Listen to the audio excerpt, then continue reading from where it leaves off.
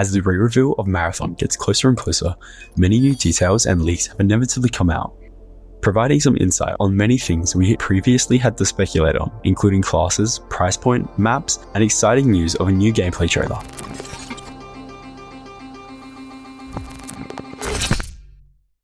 This video is a bit different from my usual style, but I hope you enjoy. Zahad Ali from the Game Post and the owner of Tau City GG account on Twitter published an article, which is linked below, describing new information gathered from sources within or connected to Bungie. I want to state that compared to some previous Marathon leaks, I trust Zahad as he's attaching his name and subsequently his brand to this information being true. Before the article, it was unknown whether Marathon would be free to play or a paid for title.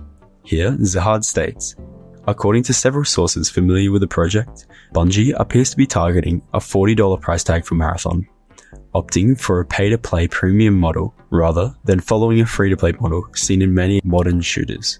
Now obviously I'm a fan of Marathon, naturally having some bias. However, coming from someone who usually doesn't purchase many AAA games, I find this price point to be fair for me personally, as long as the game's fun and the gameplay's good.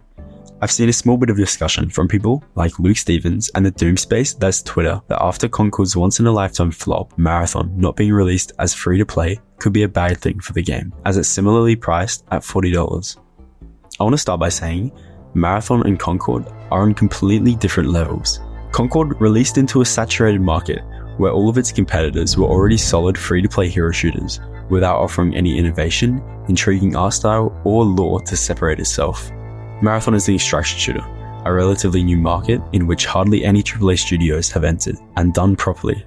For me, Marathon's unbelievable art style, the fact that it would be cross-platform, and my interest in the game's lore alone justifies the price tag.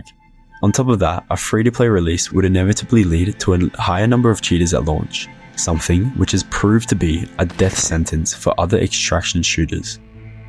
Earlier this year, IGN's Rebecca Valentine posted an article infamously stating that Marathon has moved to a selectable cast of heroes. Expectedly, this resulted in a lot of public anger, in part due to the growing dislike for overdone hero shooter games, as well as the promise that Marathon would allow for extensive visual customization. However, at the time, myself, Jake, and many others pointed out the issues of this statement. Not only was this quote full of ambiguity, it was never explained or expanded upon. Personally, I propose the idea that perhaps Marathon could have a class system being made up of at least 3 distinct classes: Signal Intelligence, Field Engineers, and Special Ops. Zahad's article potentially confirms this, stating, multiple sources have confirmed to the Game Post that Marathon is not hero-focused, which is what many seem to believe. The heroes in Marathon are classes, each with its own set of abilities, along with the special ability, and very different playstyles compared to others. Imagine this for a second. Each class could be a different series clone, these clones with their own specific abilities. For example, a Series D clone has faster terminal hacking speeds, or an S-Series clone has more health and therefore making it a tankier build. I can't lie, this system would be extremely smart. Not only would it give players a blank canvas to build their own characters on with cosmetic customization, at the same time it would allow Bungie to seamlessly add different clone generations in the future with their different playstyles and abilities. The mention of each class having its own special ability is interesting. Perhaps the system will be similar to the finals. Let me know your thoughts in the comments. The article goes on to state that according to one source, the gameplay structure is fairly similar to Escape from Tarkov with the so-called Bungie twist, giving me the idea that looting will play a relatively large part in the game, building up your gear and your loadout as you progress. Maps. As far as I remember, Bungie was working on 3 maps for Marathon. The article states that currently 2 maps are in a playable state, one set on the planet, in the abandoned colony, and the other aboard the Marathon ship. However, it's unclear if these will be the only maps at launch or if Bungie plans to include more.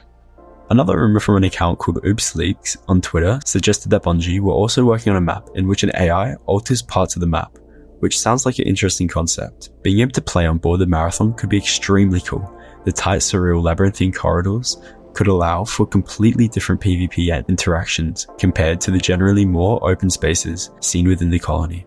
Personally, I'd really love to be able to play in this area, sneaking through open fields in the cover of darkness, or on board the ship, turning around a corner to come face to face with a Spit compiler, or looking out a window engulfed by the blue glow of Tau City. The article concludes by confirming the ongoing playtests of the game, including streamers, content creators, and internal teams within Bungie, as well as the ongoing production of a new trailer for Marathon, which, going off what they stated at the end of the write-up, will be a gameplay reveal. Personally, I believe I will see this trailer relatively soon. Industry insiders have revealed that Sony plans to host a State of Play in late December. If not there, I've heard rumors of another similar event planned for sometime around December. I'd love to hear your opinion below. I'm currently working on another video, which is going to be out sorta soon, so I hope you guys can hold off until then. But until then, thanks for watching, and have a good day.